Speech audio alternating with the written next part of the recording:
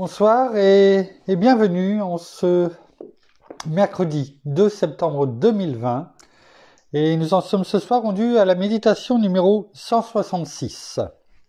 Le titre de ce soir, le seul chemin vers le succès passe par l'engagement.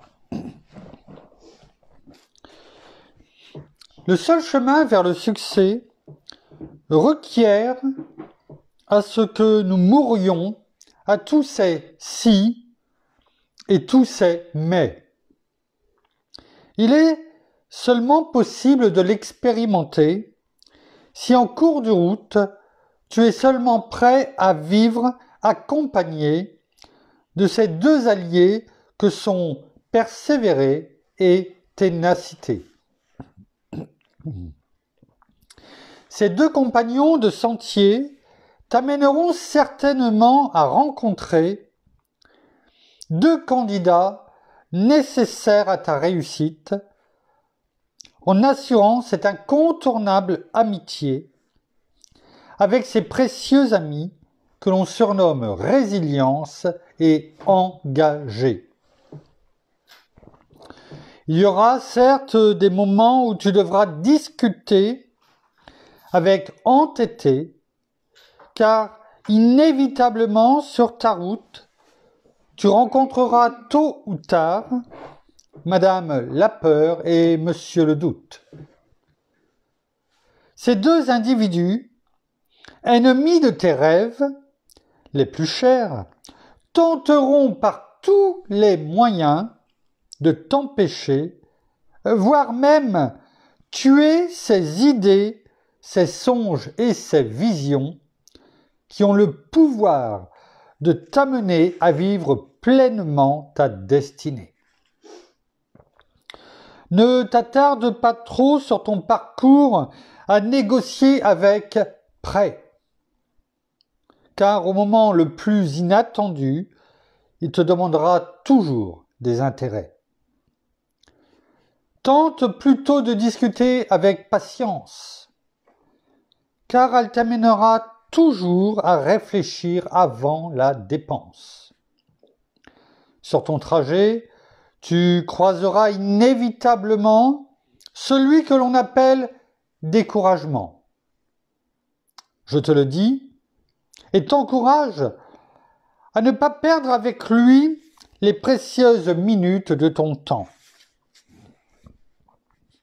File et fuis loin, même très loin, car son unique objectif sera certainement d'éteindre ton zèle, d'étouffer ton courage et assurément d'anéantir tout l'espoir nécessaire à ce que tu vives pleinement la réalisation et l'achèvement de tous tes accomplissements.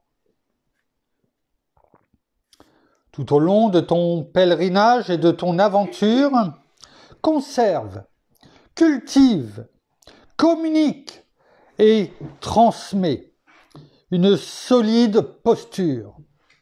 Garde à tes côtés ces précieux guerriers nommés courage et détermination. Ils sont de précieux alliés, indispensables à travers ton legs à la prochaine génération, et sont essentiels dans l'accomplissement sur cette terre de ta mission. Si tu t'éloignes de toute distraction et que tu gardes le cap vers ta destination, je te promets que malgré les vents et peu importe les marées, tu sauras savourer, oui, la réalisation de ce que tu as depuis longtemps rêvé. Mais surtout, célébrer la personne changée que tu seras devenue en surmontant sur ta traverse ces différentes épreuves et difficultés. Que tu auras su par sa grâce, relever, défier, vaincre et dompter. Merci Père, merci Seigneur, merci bien-aimé Saint-Esprit pour ce psaume numéro 166 que nous a donné pasteur Jean-François Denis ce soir, et conduis-nous, bien-aimé Saint-Esprit, dans le nom de Jésus et pour la gloire de notre Père, à recevoir une fois de plus ce soir ton enseignement, et que ce dernier se grave dans nos cœurs, touche toute personne qui l'entendra aujourd'hui, demain, après-demain, qu'importe, mais que ce qui sera dit ce soir soit toujours la vérité, ta vérité, celle qui ne sort pas de la bouche d'un homme, mais qui sort de toi, Père, de toi, Seigneur, de toi, bien-aimé Saint-Esprit. Alors dirige-nous encore ce soir. Amen. J'ai oublié tout à l'heure de dire, présentant le psaume 166, que c'était de notre pasteur, enfin de notre ami pasteur Jean-François Denis, dans le livre Les psaumes des temps modernes. Désolé, Jean-François, j'ai oublié, mais c'est réparé. Alors, pasteur Jean-François nous laisse ce soir une référence qui se trouve dans Proverbes 16, verset 3. Cependant, avant de prendre ce verset dans trois versions, je crois, si je ne me trompe pas, différentes, au travers de cette lecture, donc, de le chemin, et le seul chemin vers le succès, qui passe avant toute chose par l'engagement, et on l'a déjà médité. On parle bien sûr de l'engagement, alors aussi bien à titre privé, aussi bien au niveau des entreprises, mais bien sûr, ce qui nous intéresse, c'est l'engagement et le chemin vers le succès avec Dieu, avec notre Seigneur et notre bien-aimé Saint-Esprit, qui nous conduisent. Eh bien, cela passera toujours. Et on le sait, on l'a déjà médité par un engagement. L'engagement, ça veut dire être en action. Et on a pu méditer pour cela et sur cela, montrant que notre bien-aimé Saint-Esprit honore la parole de Dieu en nous à partir du moment où on s'engage. Quand il y a une action de notre part. La parole de Dieu le dit, hâte-toi. Lorsqu'on l'avait médité sur cela.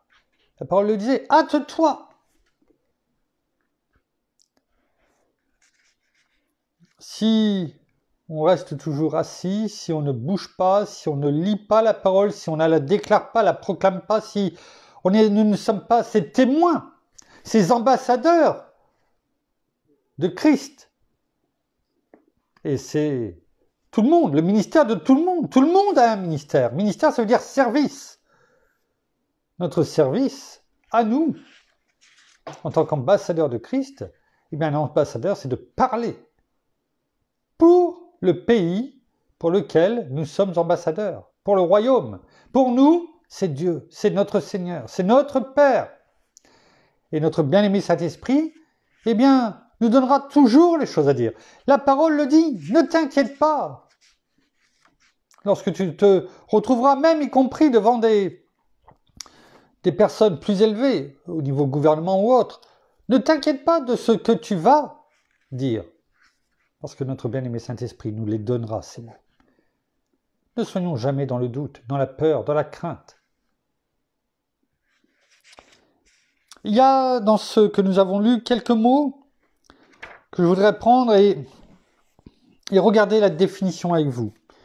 Parce que nous allons mieux encore comprendre les versets ensuite que nous prendrons de la parole qui montreront combien notre Père est bon. Alors, j'ai noté certains mots, certains verbes en tout cas même.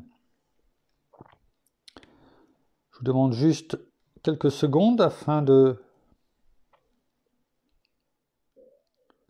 Voilà, de les reprendre.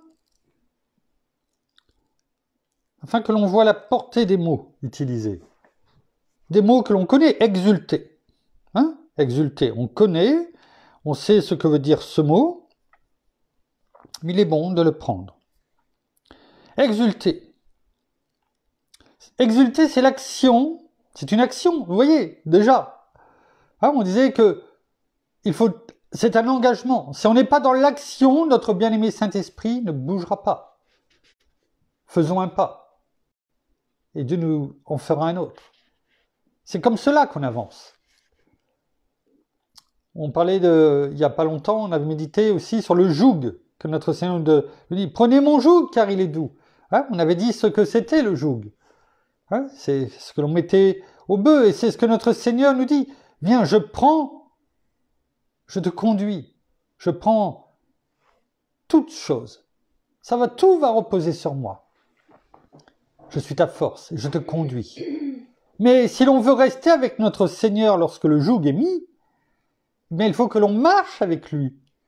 Si on ne marche pas avec lui, s'il n'y avait qu'un bœuf qui avançait, il faisait un pas et après le joug, ce morceau de bois qui était accroché au cou et tenu à la tête, se mettait de travers et il n'y avait plus rien qui avançait.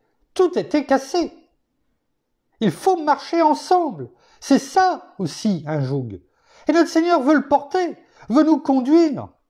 Encore faut-il marcher à ses côtés, lui tenir la main. C'est ainsi que nous montrons notre engagement. C'est ainsi que nous avançons. C'est ainsi qu'il nous forme par notre bien-aimé Saint-Esprit. Et c'est ainsi que nous glorifions notre Père. C'est ça, exulter. C'est l'action. D'être dans un état de joie intense. Tant qu'on dit « J'exulterai ton nom, Père ». Voilà. Ça veut dire que l'on est dans l'action d'être, on est dans une action, c'est l'action, d'être dans un état de joie intense. Est-ce que lorsque l'on crie, je m'exulte, j'exulte ton nom, Père, est-ce que réellement nous sommes dans cet état de joie intense ou est-ce que tout simplement nous utilisons un mot pour faire bien, parce que nous l'avons entendu et que ça sonne bien, parce que l'on veut se donner bonne conscience devant les hommes et non pas forcément devant Dieu? Alors que la parole nous dit de nous exercer, de nous entraîner à avoir toujours cette bonne conscience devant Dieu et devant les hommes. Devant Dieu et devant les hommes. Pas ou et, non. Et devant les hommes. Alors, vous voyez, exulter déjà. C'est déjà relever. J'aime, si cela veut bien, voilà, revenir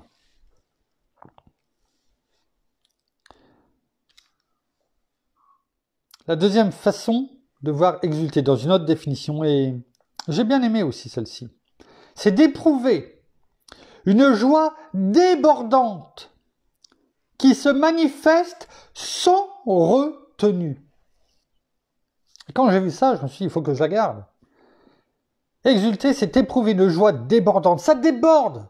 Vous savez, ces vases d'honneur que nous sommes, ces vases d'argile que nous sommes, et j'espère des vases d'honneur pour notre Père, eh bien, ils débordent. Tu oins d'huile ma tête et ma coupe déborde. Est-ce que nous sommes ces vases d'argile qui débordons d'une joie, mais qui en plus se manifeste sans retenue?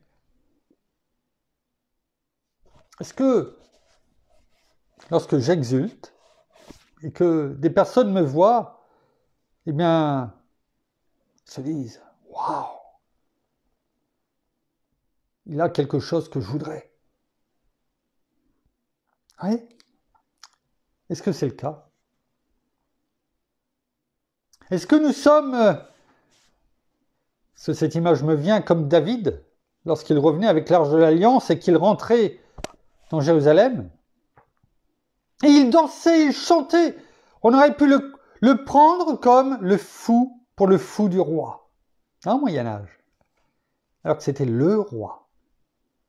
À tel point que même sa femme qui était à la fenêtre la regardait et en avait honte, que ce n'était pas digne d'un roi. Et pourtant il exultait. Il glorifiait notre Père par cette exaltation débordante. Sans retenue, il le manifestait sans retenue, devant tout le monde. Est-ce que nous sommes comme ça? Ou est-ce que nous sommes plutôt comme sa femme qui se voyait supérieure en tant que femme du roi et qui ne devait pas, et elle lui a dit qu'il ne devait pas se comporter ainsi. Qu'est-ce qui était agréable à Dieu? David ou son épouse? Bien sûr, David. Oui, la preuve, son épouse a été frappée. Et elle est devenue stérile. Oui. Alors sachons tout simplement exulter à la façon que Dieu veut que nous soyons, que nous le fassions, c'est-à-dire comme David. Et pour une fois, ne faire qu'un avec la définition qui est donnée, ce qui est relativement rare. Autre mot à souligner, nous allons le voir, si ça veut bien de nouveau se remettre en route. Allégresse.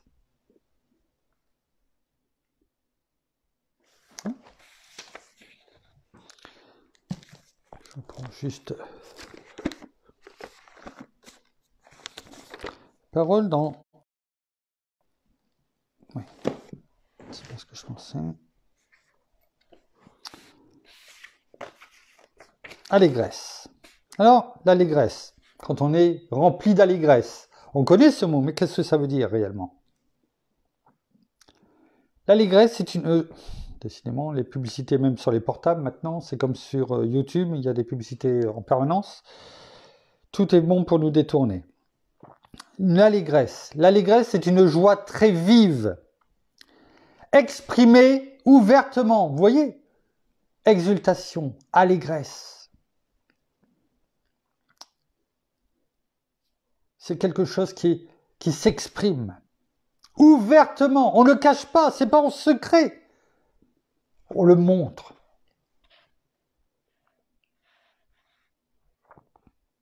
Persévérer.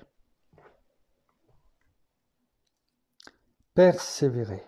On le connaît ce mot. Persévérer. Persévérer, c'est-à-dire, ça veut dire demeurer ferme et constant dans un sentiment, une résolution. Oui, demeurer ferme et constant. Voilà ce que ça veut dire. Voilà ce que veut dire persévérer. Ce qui est dit dans Éphésiens, plusieurs fois. Tenez donc ferme. Tenez donc ferme. La ténacité. Qu'est-ce que la ténacité?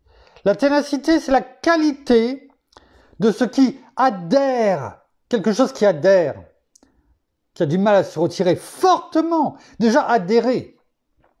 Ça montre l'union. Et là, c'est écrit qui adhère fortement, qui persiste longtemps. Est-ce que nous avons de la ténacité? Pour l'amour que nous donne au quotidien notre Père, notre Seigneur, notre bien-aimé Saint-Esprit, pour tout ce qu'ils sont, non pas pour ce qu'ils nous donnent, mais pour ce qu'ils sont. L'avons-nous, cette ténacité? Alors, si nous l'avons, eh bien tant mieux. Mais ayons cette même ténacité à ouvrir notre Bible chaque jour, à ouvrir la parole de Dieu, à nous nourrir de sa parole.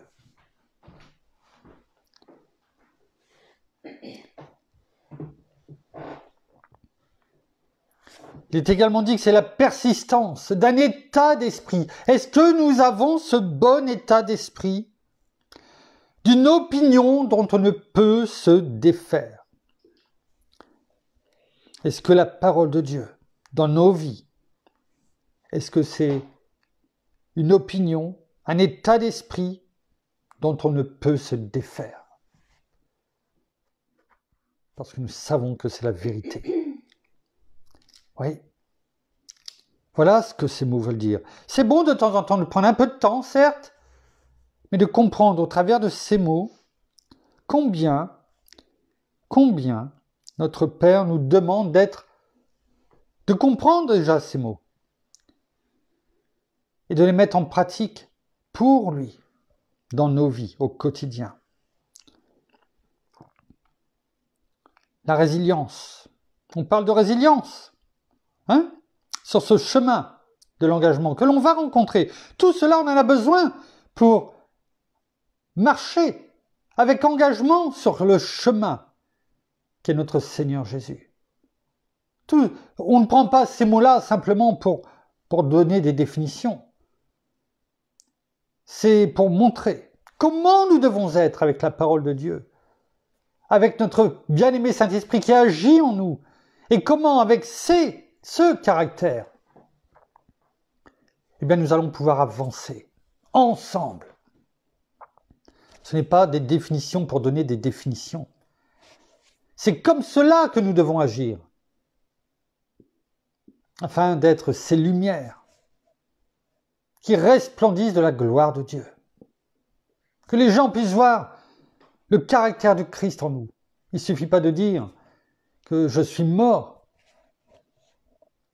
avec Christ, et que c'est Christ qui vit en moi, que je suis crucifié avec Christ. C'est facile à dire, mais le but que notre Père nous demande, c'est de le mettre en pratique. La résilience, c'est la capacité d'un individu à supporter psychiquement, donc vous voyez de nouveau toujours dans les pensées, dans l'âme, les épreuves de la vie. Mais pour les supporter, eh bien nous avons besoin de tout ce que nous avons vu auparavant. Cela va nous permettre de supporter psychiquement les épreuves de la vie, parce que nous ferons ce qui est agréable à Dieu. Alors, oui, nous avons besoin d'une chose également,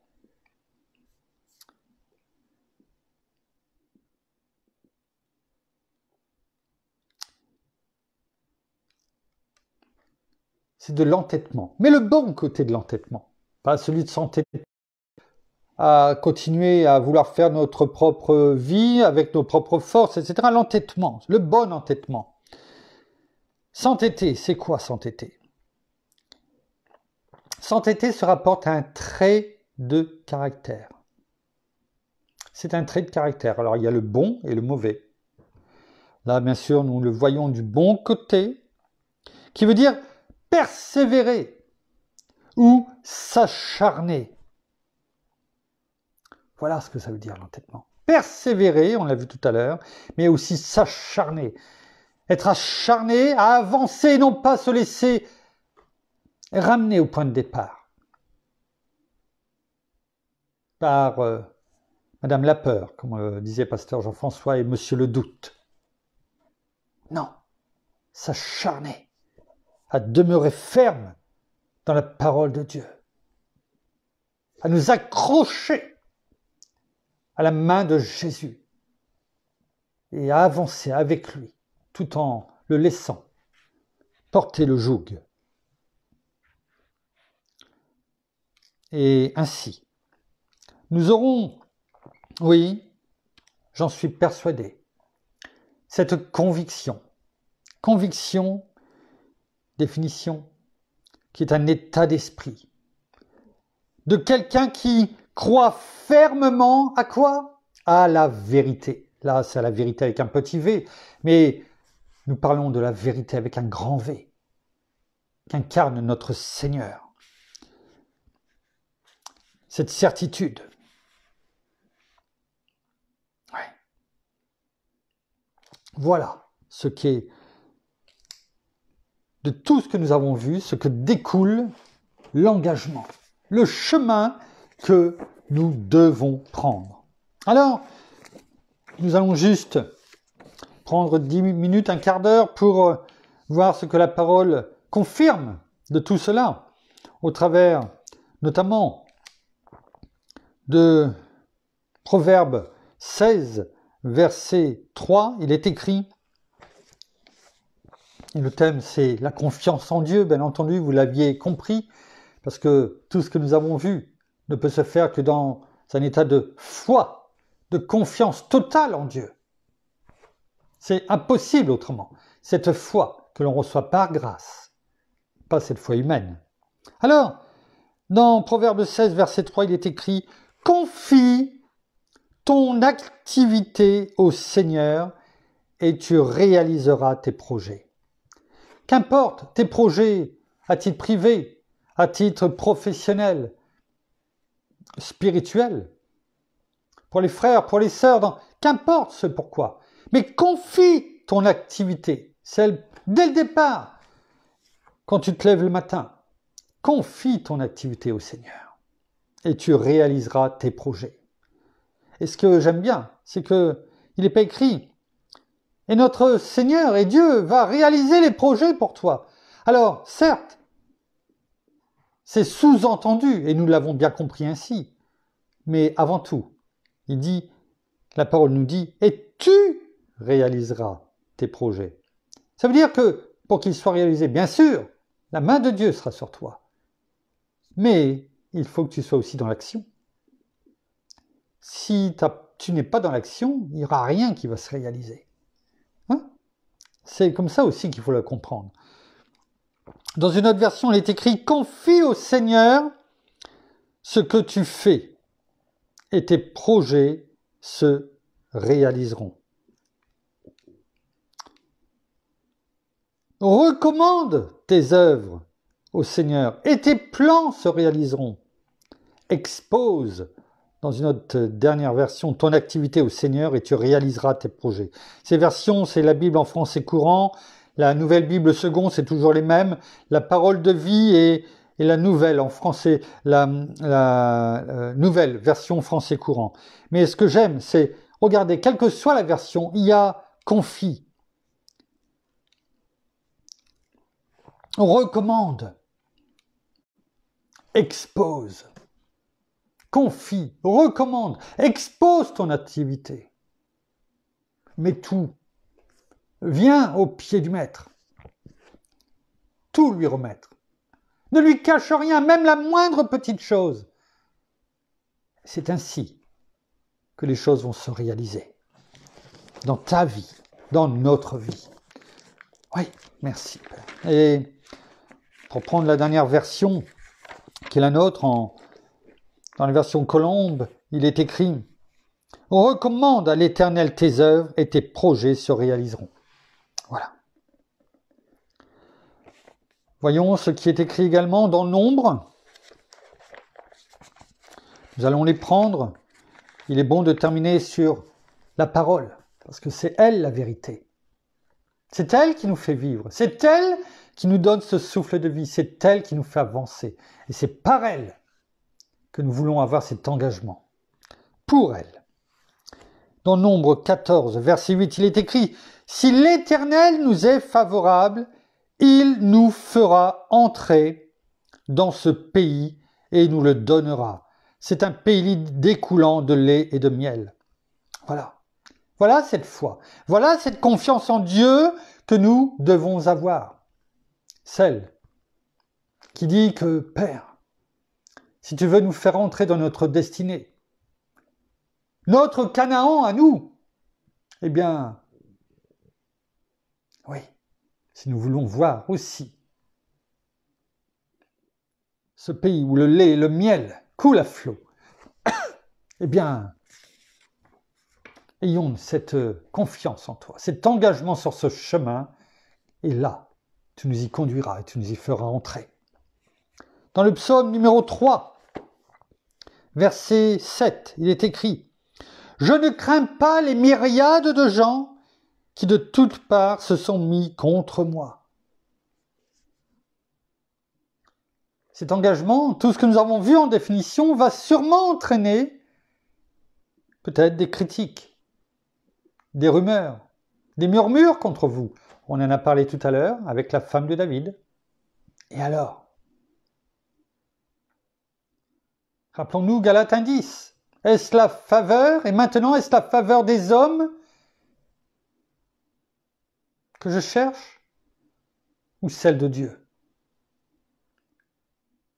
Est-ce que je cherche à plaire aux hommes? Si je cherchais à plaire encore aux hommes, je ne serais pas serviteur de Christ. Que souhaitons-nous? Que voulons-nous? Ardemment ressembler à David. Et qu'importe, nous ne craignons pas ces myriades de gens, même s'ils se mettent contre nous, même peut-être des proches. Peut-être que nous perdrons des amis. Et alors? Nous en gagnerons tellement d'autres, des frères, des sœurs, en Christ Jésus, avec qui pendant l'éternité, nous rendrons gloire à notre Père, à notre Seigneur, à notre bien-aimé Saint-Esprit. Dans le psaume 23, psaume de confiance, psaume de foi, on le dit avec mon épouse chaque jour. Le verset 4, quand je marche dans la vallée de l'ombre de la mort, je ne crains aucun mal. Pourquoi? Car tu es avec moi. Rappelez-vous toujours, le joug. Venons à lui. Il nous donne le joug. Prenons-le. Jusque tant qu'il estimera que nous en ayons besoin. Il nous invite à le prendre. Prenons-le. Ne le refusons pas. Ta houlette et ton bâton, voilà mon réconfort. On en a déjà parlé et médité dessus. Nous ne le referons pas ce soir. Psaume 27, verset 3, il est écrit « Si une armée se campait contre moi, mon cœur n'aurait aucune crainte. Si une guerre s'élevait contre moi, je serais malgré cela plein de confiance. » C'est ça la foi. Quelles que soient les tempêtes, quelles que soient ces armées devant nous. Rappelons-nous toujours David, quand il est arrivé pour donner à manger et à boire à ses frères, et puis finalement il s'est retrouvé avec ce Goliath devant cette armée syrienne derrière, des Philistins derrière. Il aurait pu dire, oh, je dépose la boisson et je m'en vais. Je retourne à mes moutons. Hein? Mais non. Il savait que Dieu l'accompagnait, marchait avec lui. Et l'a dit à Goliath. Et il a été avec sa foi. Et on connaît le résultat. Ésaïe, chapitre 12, verset 2. Voici le Dieu de mon salut. J'aurai confiance et je n'aurai pas peur. Car l'Éternel est ma force et mon chant. Il est devenu mon salut. Là encore, on peut voir au travers de ces versets, on pourrait voir David remonter.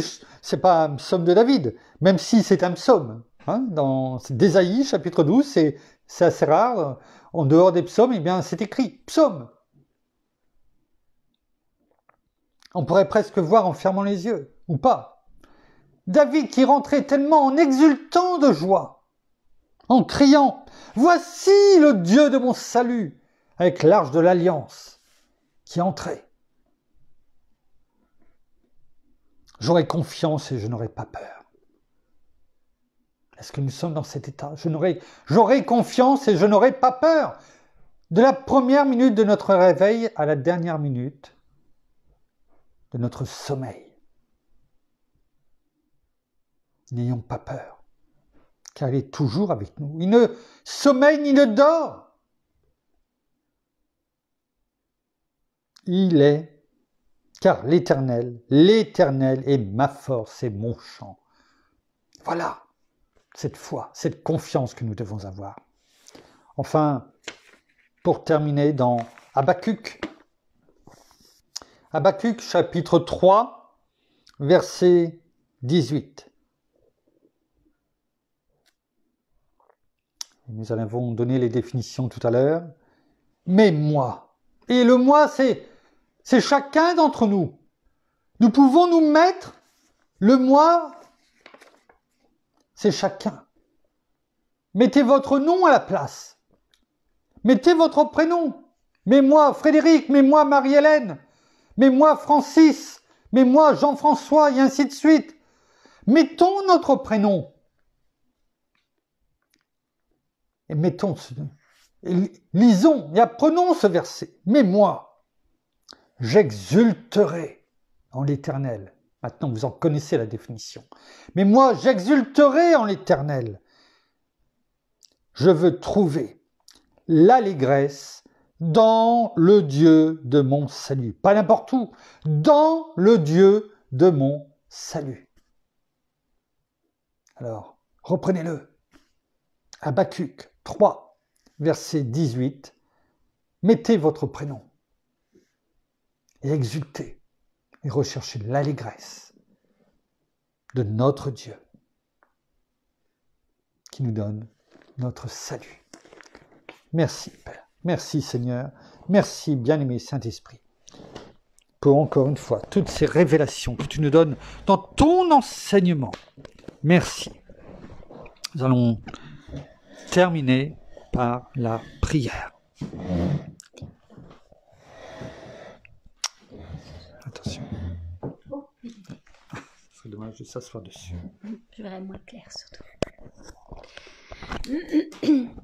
Oh Seigneur, merci encore pour ton enseignement de ce soir. Merci encore pour ta parole, qui nous est révélée par notre bien-aimé Saint-Esprit. Merci parce que tu conduis toutes choses et que tu nous montres la vérité. Merci parce que tout voile s'enlève de nos yeux et nous voyons la vérité dans nos vies, dans ce que nous devons accomplir pour toi, ce que tu as choisi pour nous. Alors nous voulons te recommander nos vies à chacun. Nous voulons mettre en toi, c'est en toi que nous devons mettre notre confiance. Et nous savons que de là, tu aplaniras toute difficulté, tu aplaniras tout sentier, tout problème. Et c'est en toi que nous venons, Père, encore ce soir, encore en toi, bien-aimé Saint-Esprit, en toi, Seigneur, verser et te remettre toutes nos difficultés, tous nos soucis, toute notre vie, tout ce qui nous pèse, tout ce qui est lourd, afin que nous soyons soulagés de tout cela, afin que nous soyons libérés et que nous puissions avancer librement sans tous ces bagages que nous portons sur notre dos et qui nous ralentit dans la vie que nous voulons mener avec toi. Alors nous voulons enlever tout ce qu'il y a à enlever de nos vies et vraiment suivre le chemin que tu nous demandes de suivre sans bagages, sans lourdeur, sans choses qui nous pèsent. Et il n'y a que toi, Père, toi, Seigneur Jésus, qui enlève tout cela. Et c'est pourquoi nous mettons vraiment notre confiance en toi chaque jour. Alors merci pour tes bénédictions, aussi pour ton amour, ta miséricorde et ta bienveillance envers chacun de tes enfants qui se renouvellent chaque jour. Amen.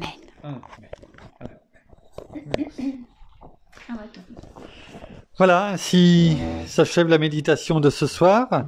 Nous vous bénissons, bien entendu, même si l'heure est plus tardive que d'habitude, mais bon, Voilà, ça fait partie, on va dire, du jeu. Nous sommes sur ce chemin, mais nous sommes toujours dans cet engagement. Et nous vous bénissons de toutes les bénédictions spirituelles dans les lieux célestes en Christ. Nous saluons nos amis au Québec et au Canada, qui c'est un peu plus tôt dans l'après-midi pour eux, et nous les aimons, comme chacun de nos frères, de toute façon en France ou en francophonie. Juste une petite annonce pour dire que, pour ceux qui le savaient, eh bien, Marie-Hélène avait aujourd'hui, après 3 mois d'attente, un bon 3 mois en tout cas, enfin minimum, suite à un examen qu'elle avait passé, parce qu'en France, on a la chance qu'on puisse passer des examens et en étant remboursé, mais quelquefois, et de plus en plus, l'attente est longue pour avoir les résultats. Eh bien, gloire à Dieu, une fois de plus, eh bien, les résultats du professeur sont tombés et il lui a dit que, ben non, pour lui, son tracé, en tout cas, eh bien, était exactement, ou pratiquement, en tout cas, identique à quelqu'un de normal.